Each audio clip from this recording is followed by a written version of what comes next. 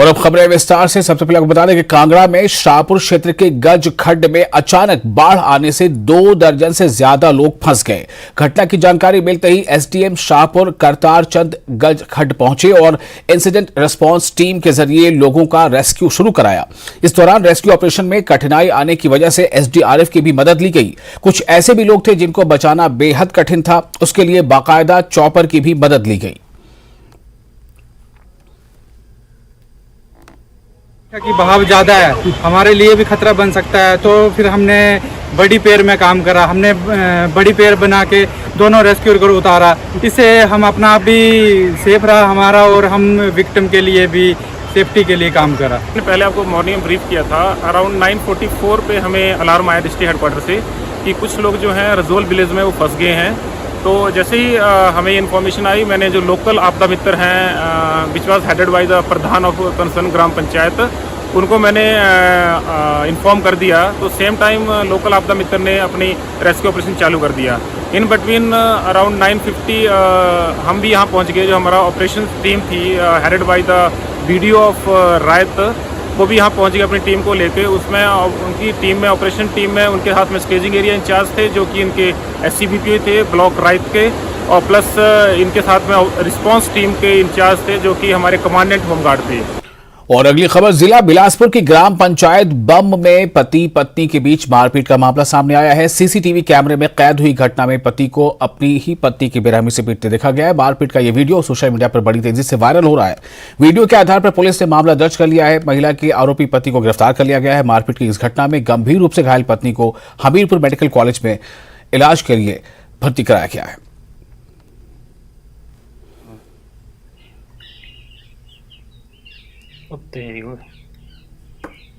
इसमें सर ये एक इन्फॉर्मेशन जो पुलिस स्टेशन बराड़ी में आई थी 6 तारीख को शाम को। तो उस दिन जो वो पुलिस टीम जो मौका विजिट किया है, उसमें इन्फॉर्मेशन में यही था कि एक महिला के साथ जो उसके हस्बैंड के द्वारा जो व्हीकल के अंदर जो मारपीट की गई है, जिस पर पुलिस टीम वहां गई थी और पुलिस ने जो उसको जो प्राथमिक उपचार के लिए उसको शिफ्ट किया था लेडीज़ को, और उसके तुरंत बाद जो इसमें एफआईआर जो रेलेवेंट सेक्शंस में जो दर्ज कर ली गई थी। और उसके अलावा अब जो इसमें आरोपी है, आरोपी को पिछले कल भी इसको पूरा एग्जामिन किया गया, और जो भी इसमें अभी जो मेडिकल में कुछ रिपोर्ट्स जो अवेटेड बचती है, तो फाइनल ओपिनियन के बाद इसमें जो भी मतलब लॉफुली जो बनता है वो कार्रवाई की जा रही है। बार पुलिस प्रवक्ता बिलासपुर का भी आप बयान सुन रहे थे कि उन्होंने किस तरह से बताया कि कार्रवाई को कैसे आगे बढ़ाया जा रहा है। अब एक और अहम खबर की तरफ आगे बढ़ते हैं। बद्दी में गैस प्लांट के पास सड़क पर स्कूटी सवार युवक की संदिग्ध परिस्थितियों में मौत का मामला सामने आया है। मृतक की पहचान जो है वो रूप सिंह निवासी जसवा कोटला के रूप में हुई है। मृतक के साथी विपिन कुमार के मुताबिक वो और रूप सिंह स्कूटी रिपेयर करवाने के लिए एक साथ जा रहे थे। गैस प्लांट के पास पीसीआर ने रूप सिंह को रोका और हेलमेट के बारे में पूछा। विपिन कुमार का आरोप है कि पुलिस कांस्टेबल ने रूप सिंह से मारपीट करनी शुरू कर दी, जिससे वो नीचे गिर गया। रूप सिंह को बद्दी अस्पताल के ले जाया गया, लेकिन डॉक्टर ने उन्हें मृत घोषित कर दिया। मामले के संज्ञान में आते ही एसएसपी मोहित चावला तुरंत मृतक के परिवार से मिलने नालागढ़ अस्पताल पहुंचे और पीड़ित परिवार को आश्वासन दिया कि मामले की गंभीरता से जांच की जाएगी और दोषियों पर सख्त कार्रवाई की जाएगी। फिलहाल एसपी बद्दी द्वारा कार्रवाई करते हुए दोनों पुलिस वालों को सस्पेंड कर दिया गया है। हमारी एक्टिवा खराब थी, हम गैस प्लांट से उतर के बस स्टैंड की तरफ जा रहे थे। पीसीआर की गाड़ी आई और पीसीआर की गाड़ी वाले ने इंक्वायरी के लिए गाड़ी रोकी और पास आके इनसे हाथापाई करी। अच्छा। जिस कारण ये कोई जवाब नहीं दे सके और एकदम इनको दिल का दौरा पड़ा, ये गिर गए, सड़क पे गिर गए और उनके सिर पे चोट आई है। और उसके बाद इन्होंने होश खो दिया। हम हॉस्पिटल में उठा के लेके गए। पुलिस वालों से हमने मदद भी मांगी, लेकिन उन्होंने हमारी सहायता नहीं करी। हमने 108 नंबर पे एम्बुलेंस करके सिविल हॉस्पिटल बद्दी आए। ये जो हमारे को इन्फॉर्मेशन में ये लड़के को फ़ोन किया, को जो स्कूल में था, पहले उसकी 1 बजे बात हुई है पापा से। उसके बाद थोड़ी देर बाद तो कंपनी से फ़ोन चला गया कि आपके पापा रूप सिंह हैं, तो उनका एक्सीडेंट हो गया। थोड़ी देर बाद उनका पता आ गया कि वो ख़त्म हो गए। ठीक है, इसने घर पे फ़ोन किया, मैं भी घर पे नहीं था। बस मेरे को घर से फ़ोन किया तो मैं भी घर पे आया। मैंने बोला क्या हुआ क्या नहीं, हमारे को पता नहीं। और उसी टाइम जब हमारे पता चला तो हम भी अपनी वहाँ से एक गाड़ी करके तो सीधा जहाँ पे पहुँच गए। इन्हीं से विपिन कुमार जी से पता किया, बोला हम दोनों साथ में थे और जो एक्टिवा खराब हो गई उसको पुश करके लेके जा रहे थे, पुलिस वाले आए तो उनको और उसने आके इसको जोर से मार दिया और ये गिर गया और वो भाग गया, गाड़ी लेके भाग गया पुलिस वाले। पीसीआर वाले, जो पीसीआर की गाड़ी थी वो भाग गई, उन्होंने कोई हेल्प नहीं की है। मारने के बाद भी, इतना बड़ा गुनाह करने के बाद भी उन्होंने कोई भी हेल्प नहीं की है। ऐसी तो पुलिस है हमारे हिमाचल प्रदेश की, क्या कर रहे हैं हमारे मुख्यमंत्री या दूसरे मंत्री। रूप सिंह जी जो कांगड़ा से हैं, पिछले 9-10 साल से यहाँ कार्यरत थे बद्दी क्षेत्र में। मैं आज परिवार वालों से मिला हूँ, उनके साथ जो ट्रैवल कर रहे थे विपिन, उन्होंने कुछ स्टेटमेंट पुलिस को दी है एंड उसके बेसिस पे हमने FIR रजिस्टर की जा रही है इस समय। और अगर कोई मिसबिहेव की बात है तो इसमें स्ट्रिक्ट डिसिप्लिनरी एक्शन भी प्रपोज किया गया है, उसी तरह लिया जाए। मैंने फैमिली मेम्बर्स को आश्वासन दिया है और जस्टिस होगा। इसमें पुलिस की एक स्पेशल टीम SIT काम करेगी और CCTV टीम ऑलरेडी काम कर रही है। एक इसमें स्पेशल गस्टेड ऑफिसर लीड करेंगे SIT का गठन मैं भी रात को ही कर दूंगा। एंड जो उन्होंने स्टेटमेंट हमें दी है, प्रॉपर हर एंगल से उसकी इंक्वायरी और इन्वेस्टिगेशन की जाएगी और अगर इसमें विभागीय किसी का दोष है तो उसमें भी कड़े से कड़ा स्ट्रिक्ट से स्ट्रिक्ट एक्शन किया जाएगा, वो मैंने उनको आश्वासन दिया है। और जिला बिलासपुर के मियां बैरी ग्राम पंचायत में 50 वर्षीय महिला का शव संदिग्ध परिस्थितियों में पंखे से झूलता हुआ पाया गया। पुलिस ने घटनास्थल पर पहुंचकर मामला दर्ज कर लिया है। पुलिस ने शव को पोस्टमार्टम के लिए अस्पताल भेजा। महिला की पहचान सुनीता देवी के रूप में हुई है। मामला आत्महत्या या फिर हत्या से जुड़ा है, पुलिस जांच पड़ताल कर रही है। सर, ये आज प्रातः ही एक जज्जर गांव से जो प्रधान है उन्होंने इन्फॉर्मेशन दी थी कि जज्जर में एक महिला ने जो वो सुसाइड कर लिया है। तो इस पर पुलिस टीम मौका के लिए निकली थी, मौका का विजिट किया है और फोरेंसिक टीम के द्वारा भी मौका का विजिट किया गया और हमारे सीनियर अधिकारियों के द्वारा भी मौका विजिट किया गया है। जो प्रथमतया ये मामला जो है वो हैंगिंग का पाया जा रहा है। फर्दर इसमें जो महिला का जो वो पोस्टमार्टम जो वो RHL से करवाया जाएगा और जो भी इसमें लॉफुली जो कार्रवाई होगी वो अभी प्रोसेस में कार्रवाई की जा रही है। सर, और हिमाचल प्रदेश के प्रसिद्ध पर्यटन स्थल में बुधवार देर रात को मनाली गांव के साथ लगते मनालसू की पहाड़ी से एक रशियन महिला खाई में गिर गई, जिस पर महिला गंभीर रूप से घायल हो गई। जानकारी मिलते ही एडवेंचर टूर ऑपरेटर एसोसिएशन के सदस्यों ने खाई से महिला को निकालकर मनाली गांव पहुंचाया। महिला का मनाली के अस्पताल में इलाज चल रहा है। घायल महिला की पहचान 38 वर्षीय वेरा लिटिवेनवा सिटी क्रास्नोडार रशिया के रूप में हुई है। एक रशियन लेडी को रेस्क्यू किया गया है। ये मनाली से ऊपर ट्रैकिंग पे गए थे अपने फ्रेंड के साथ और मनाली से करीब 4 किलोमीटर ऊपर ये अचानक ट्रैकिंग के दौरान गिर गए थे और इनकी वेस्ट में काफ़ी चोट आई थी। तो इसको हमारी पुलिस थाना की टीम ने मनाली एडवेंचर टूर और रेस्क्यू टीम के साथ जो है स्पॉट से रेस्क्यू किया गया है और इसको करीब रात को 12 बजे मिशन हॉस्पिटल लाया गया था, जहां पर इसको फर्स्ट एड दिया गया है। इस लेडी का नाम है वीरा, ये 38 ईयर्स की है और इसके जो फ्रेंड है जो उनके साथ में थे उनका नाम है यूरी, वो 45 ईयर के हैं। और जिला ऊना के महतपुर में भगवान शिव के खिलाफ अभद्र टिप्पणी के मामले को लेकर हिंदू समाज में आक्रोश है। वीरवार को विभिन्न हिंदू संगठनों ने ऊना जिला मुख्यालय पर रोष रैली निकालकर एक डॉक्टर के खिलाफ जमकर नारेबाजी की। हिंदू संगठनों ने ISBT से लेकर SP कार्यालय तक रोष रैली निकाली और इसके उपरांत SP ऊना अरिजीत ठाकुर को ज्ञापन सौंपकर उनकी गिरफ्तारी की मांग की।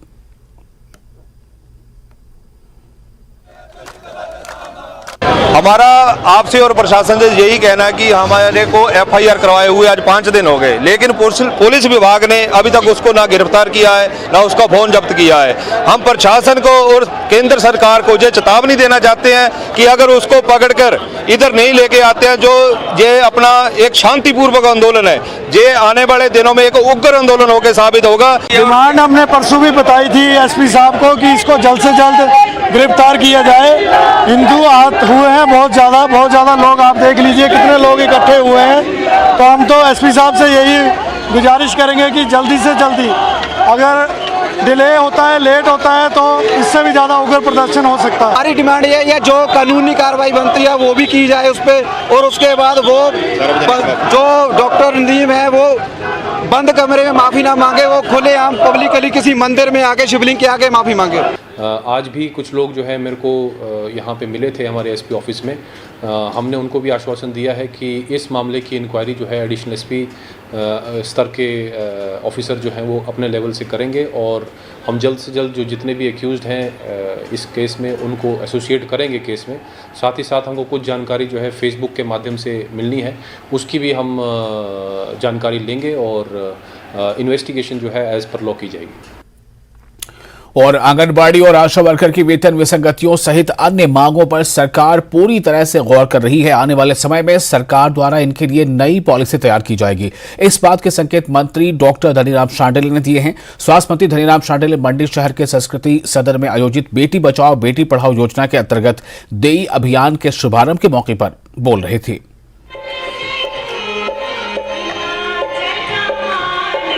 राष्ट्रगान वंदे मातरम के लिए हम सब लोग अपने आंगनवाड़ी जो हमारे कार्यकर्ता हैं, जो आशा वर्कर हैं, उन सब के लिए, या जो हमारे ऐसे बच्चे जिनको कोविड काल में हमने रख लिया था, मैं देखा उनका चार्टर और ये भी जानता हूं कि उनके 3-3 महीने के हम पे दे रहे हैं। ऐसे भी बहुत से लगभग 1800 कुछ बच्चे हैं जो बालक बालिका हैं, और उनका भी हमें ध्यान है। सरकार उस ओर चिंतित है और आपके लिए कुछ ना कुछ योजनाएं बनाने की ओर हम कदम बढ़ा रहे हैं।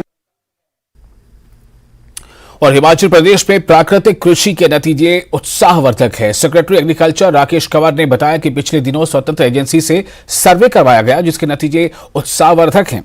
उन्होंने बताया कि सर्वे के मुताबिक 45% किसानों ने पूर्णतया और 19% किसानों ने 2/3 भूमि पर प्राकृतिक खेती को अपनाया।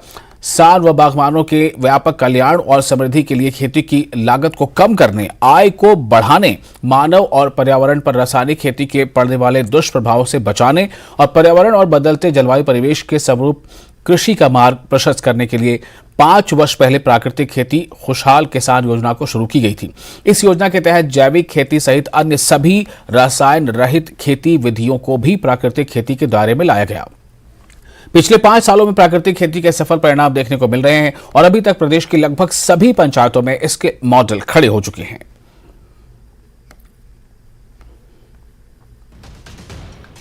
नेचुरल फार्मिंग का जो प्रोजेक्ट है जिसमें सुभाष पालेकर कृषि को हिमाचल प्रदेश में लागू किया जा रहा है, उसके बहुत उत्साहवर्धक परिणाम आए हैं। ये कार्यक्रम लगभग पिछले 4.5-5 साल से चल रहा है और इन वर्षों में 1.5 लाख से ज़्यादा किसानों ने इस कार्यक्रम को अपनाया है। और अभी हमने 2 जो हैं इंडिपेंडेंट एजेंसी से स्टडी करवाई हैं, जिसमें एक मैनेज जो राष्ट्रीय संस्थान है कृषि के क्षेत्र में भारत सरकार का, उनकी एक अध्ययन है और दूसरा एक इंडिपेंडेंट एजेंसी है कंसल्टिंग एजेंसी लखनऊ में जो बेस्ड है।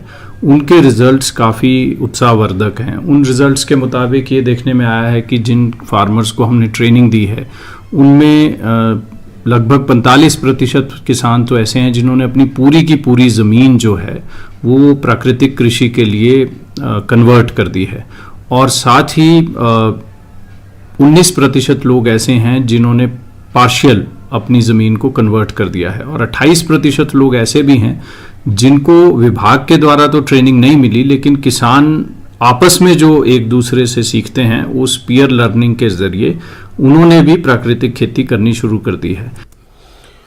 ब्रेक के बाद एक बार फिर आपका स्वागत है। आप देख रहे हैं अपना हिमाचल। स्मार्ट सिटी मिशन के तहत शिमला के लोअर बाजार में नई बनी 7 दुकानों को शिमला शहरी विधायक हरीश चरारथा ने दुकानदारों को समर्पित कर दिया है। उन्होंने कहा कि नई दुकानों के बनने से बाजार में जगह भी खुली है। नई दुकानों के बनने से शहर स्मार्ट होगा और दुकानदारों को फायदा होगा।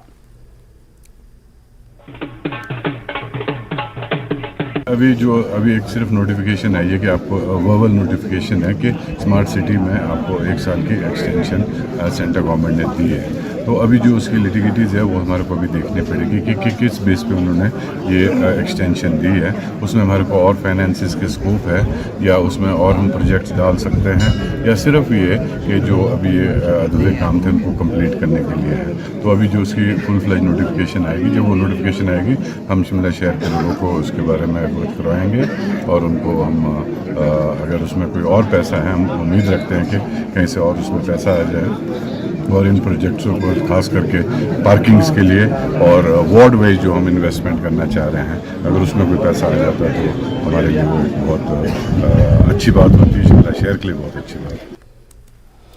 करीब 9 महीने बंद रहने के बाद दिल्ली लेह हिमाचल पथ परिवहन निगम बस सेवा शुरू हो गई है। रोमांच से भरी बर्फीली और सर्फीली सड़कों के शौकीन सैलानियों और आम लोगों के लिए राहत भरी खबर है। लेह से दिल्ली 1026 किलोमीटर का सफर यात्री मात्र 1736 रुपए में कर सकते हैं। 30 घंटे की अवधि वाले इस रूट पर दिल्ली, हरियाणा, पंजाब, हिमाचल प्रदेश और लेह लद्दाख घूमने का मौका मिलता है। पिछले वर्ष इस रूट पर सितंबर में बस सेवा बंद हो गई थी। अब इस साल 8 जून से दोबारा शुरू हो गई है, जो कि पहली बार जून महीने में दिल्ली लेह बस सेवा शुरू हुई है।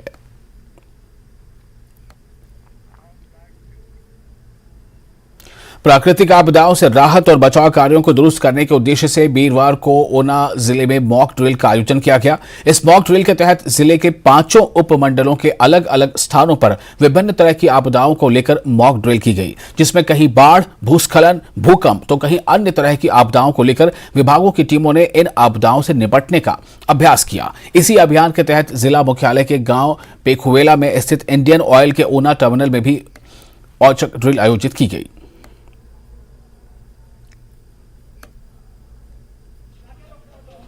आज जो है ऊना ज़िले में 5 विभिन्न स्थानों पर एक मॉक ड्रिल का आयोजन किया गया। इस मॉक ड्रिल के माध्यम से जो अलग अलग आपदाएं जो ज़िले में संभावित हो सकती है, उन सब के लिए एक एक स्थान, एक एक सब डिवीज़न वाइज चिन्हित किया गया और एक IOCL में फ्लैश फ्लड की एक इंडस्ट्रियल यूनिट में जो महत्वपूर्ण में है, उसमें अलग से एक फ्लैश फ्लड की अलग से मॉक ड्रिल की गई। इन मॉक ड्रिल के माध्यम से हम ज़िले में कभी भी किसी प्रकार की अगर आपदा आती है तो प्रशासन, आपदा मित्र और विभिन्न विभाग हैं, उनमें किस प्रकार कोऑर्डिनेटेड तरीके से इसको कार्य को किया जाना है, हमारी क्या प्रिपरेशन है, हमारे क्या जो रिलीफ एंड रेस्क्यू के लिए क्या इक्विपमेंट हमारे स्टोरेज में है, क्या हमारे पास स्टॉक में है, उन सब चीज़ों का हमने एक जो है ड्रिल के जरिए उन सब चीज़ों को यूज़ में ली और साथ ही इस ड्रिल के माध्यम से आम लोगों को भी सचेत किया गया कि किसी प्रकार की आपदा के समय जो है प्रशासन तत्पर है और आप लोगों की सहायता के लिए उपलब्ध रहेगा। सिरमौर जिला में संभावित बाढ़ और भूस्खलन के दृष्टिगत मेगा मॉक ड्रिल का आयोजन किया गया। मॉक ड्रिल के लिए जिले के 5 अलग अलग स्थानों का चयन किया गया था। जिले में यह मॉक ड्रिल पांवटा साहिब के गांव पुरवाला, पच्छाद के गांव चड़ेच, नाहन के राजकीय वरिष्ठ माध्यमिक पाठशाला मोगीनंद, रुचिरा पेपर्स लिमिटेड कालाअंब और सिविल अस्पताल पच्छाद में आयोजित की गई।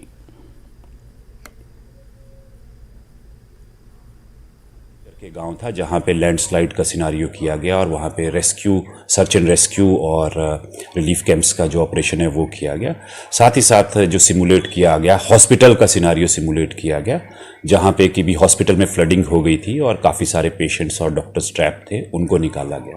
तो इन सभी सिचुएशंस में हम लोगों ने जो हमारी फील्ड एजेंसीज थी, पुलिस थी, फायर थे, रेस्क्यू के लोग थे, एडमिनिस्ट्रेशन, सभी का रिस्पॉन्स टाइम हम लोग चेक कर रहे थे इसमें। और अभी एक्सरसाइज जो है इसके रिजल्ट्स में जो हमें कमियां नज़र आएंगी, उन कमियों पे हम लोग इम्प्रूवमेंट करेंगे। जिला लाहौल स्पीति के मुख्यालय केलांग में मेगा मॉक ड्रिल की गई। इस दौरान आपदा की स्थिति से निपटने के लिए ITR के सदस्यों ने सफलतापूर्वक अभ्यास किया। उपायुक्त राहुल कुमार ने कहा कि निर्धारित दायित्व के अनुरूप इस मॉक ड्रिल में NDRF की 14वीं बटालियन के जवान, भारतीय तिब्बत बॉर्डर पुलिस, जिला पुलिस के जवान, अग्निशमन विभाग सहित मॉक ड्रिल में आपदा मित्रों की भागीदारी भी सुनिश्चित की गई। राज्य भर में आज मेगा मॉक ड्रिल का आयोजन किया गया था। इसके तहत हमीरपुर में भी ड्रिल का आयोजन किया गया, जिसमें खासकर बाढ़ और भूस्खलन जैसी प्राकृतिक आपदाओं के दौरान बचाव और राहत कार्यों के अभ्यास किए गए। उपायुक्त ने बताया कि सुजानपुर उपमंडल में पलाही के आसपास, नादौन उपमंडल में जिला शिक्षा एवं प्रशिक्षण संस्थान के आसपास, भोरंज उपमंडल के भरेड़ी, हमीरपुर उपमंडल के टौणी देवी और मेडिकल कॉलेज अस्पताल परिसर और बड़सर उपमंडल के दियोट सिद्ध के पास मॉक ड्रिल आयोजित की गई। हमीरपुर ज़िला में भी प्रदेश स्तर पर जो मेगा मॉक ड्रिल आयोजित की जा रही है, उसी के तहत हमने 6 लोकेशन पे 5 सब डिवीज़न में और एक हमीरपुर हेडक्वार्टर में लोकेशन हमने तय की है। जैसे हमीरपुर हेडक्वार्टर में जो हमारा हॉस्पिटल है मेडिकल कॉलेज वाला, वहाँ पर हमीरपुर सब डिवीज़न के लिए टौणी देवी, सुजानपुर में पलाही विलेज, नदौन के अंदर जो वहाँ पर गौना करोड़ वाला जो है वहाँ पर रिलीफ कैंप का एक सिचुएशन थी। बड़सर में जो टेंपल के नीचे एंट्री पॉइंट है वहाँ पर लैंडस्लाइड की सिचुएशन थी। भोरंज के अंदर जो बरेडी वाला एरिया है, खड बाज़ार वाला एरिया है, वहाँ पर इसका नाले से पानी भर के और वहाँ पर फ्लडिंग की सिचुएशन थी। ऐसा करके हमारे जितने भी सुजानपुर के अंदर प्लाई मैंने जो बताया, तो ऐसे करके सभी जगह सिचुएशंस पहले से हमने क्रिएट की थी और उसी हिसाब से जो टीम्स हैं उन्होंने इंसिडेंस रिस्पॉन्स सिस्टम के तहत उसमें एक्शन लिया है। उधर कुल्लू जिले में आज आपदा प्रबंधन के तहत संभावित बाढ़ और भूस्खलन पर जिले के 5 स्थानों पर मेगा मॉक ड्रिल का आयोजन किया गया। इस मॉक ड्रिल में सभी संबंधित विभाग ने अपने अपने विभागों से संबंधित राहत और बचाव कार्यों को अंजाम दिया। इसी कड़ी में कुल्लू जिले के मनाली के साथ लगे बरान गांव में भी मेगा मॉक ड्रिल का आयोजन किया गया। एसडीएमए की तरफ से आज इस मॉक ड्रिल को जो है वो कराया गया था। इसमें हमारा जो सिनेरियो था ये ब्रिज कोलैप्स का था, जिसमें हमने आइडेंटिफाई किया था जो ब्रान के पास ब्रिज है जो आप देख भी रहे हैं। तो यहाँ पे सुबह 9:30 बजे हमने ये मॉक ड्रिल शुरू करी थी। सूचना के अनुसार जो मॉक ड्रिल के अनुसार हमने सिनेरियो तय किया था उसके अनुसार 8 लोग जो हैं वो ब्रिज पे कोलैप्स होने की वजह से फंसे थे और साथ में रूफटॉप रेस्क्यू जो है वो भी इसका एक पार्ट था। तो इसमें 9:30 में जैसे ही हमें सूचना मिली उसके उपरांत हमने जो हमारी इंसिडेंट रिस्पांस टीम है उसकी एक आपातकालीन बैठक बुलाई, जो कि यही हमारा जो स्टेजिंग एरिया है वहीं पे हुई है। उसके बाद संबंधित जो हमारी फायर ब्रिगेड की, पुलिस की और हमारे माउंटेनियरिंग इंस्टीट्यूट की रेस्क्यू टीम्स हैं उनको मौके पे भेजा गया था और तकरीबन 1 घंटे के अंदर अंदर ये सारे जितने भी लोग हमारे जो पुल पे फंसे हुए थे, पानी में गिरे हुए थे और जो रूफ टॉप पे थे, उन लोगों को रेस्क्यू करा। उधर आज जनपद कांगड़ा में जिला प्रशासन की कॉल पर मॉक ड्रिल की गई। इस मॉक ड्रिल में सभी संबंधित विभाग ने अपने अपने विभागों से संबंधित राहत और बचाव कार्यों को अंजाम दिया। हमने देखा कि बहाव ज़्यादा है, हमारे लिए भी खतरा बन सकता है, तो फिर हमने बड़ी पेड़ में काम करा। हमने बड़ी पेड़ बना के दोनों रेस्क्यूअर को उतारा। इससे हम अपना आप भी सेफ रहा हमारा और हम विक्टिम के लिए भी सेफ्टी के लिए काम करा। हमें 9:50 पे सूचना मिली थी कि इस खड्ड में 3 लोग फंसे हुए हैं, तो हम उनको इवैक्यूएट कराया।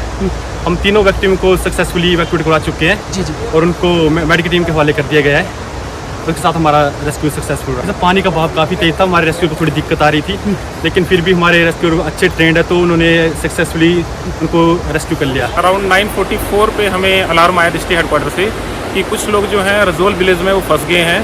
तो जैसे ही हमें इन्फॉर्मेशन आई, मैंने जो लोकल आपदा मित्र हैं which was headed by the pradhan of concern gram panchayat, उनको मैंने इन्फॉर्म कर दिया। तो सेम टाइम लोकल आपदा मित्र ने अपनी रेस्क्यू ऑपरेशन चालू कर दिया। इन बिटवीन अराउंड 9:50 हम भी यहाँ पहुँच गए। जो हमारा ऑपरेशन टीम थी headed by the BDO of Rayat, वो भी यहाँ पहुँच गए अपनी टीम को लेके। उसमें उनकी टीम में, ऑपरेशन टीम में, उनके हाथ में स्टेजिंग एरिया इंचार्ज थे जो कि इनके SCBP थे ब्लॉक रायत के, और प्लस इनके साथ में रिस्पांस टीम के इंचार्ज थे जो कि हमारे कमांडेंट होमगार्ड थे, प्लस जो ट्रांसपोर्टेशन HRTC बस अड्डा इंचार्ज थे शाहपुर के, वो भी यहाँ पहुँच गए। तो ये पूरी ऑपरेशन टीम हमारी रजोल विलेज में पहुँच गई और उन्होंने अपना जो एवैक्यूएशन ऑपरेशन स्टार्ट कर दिया।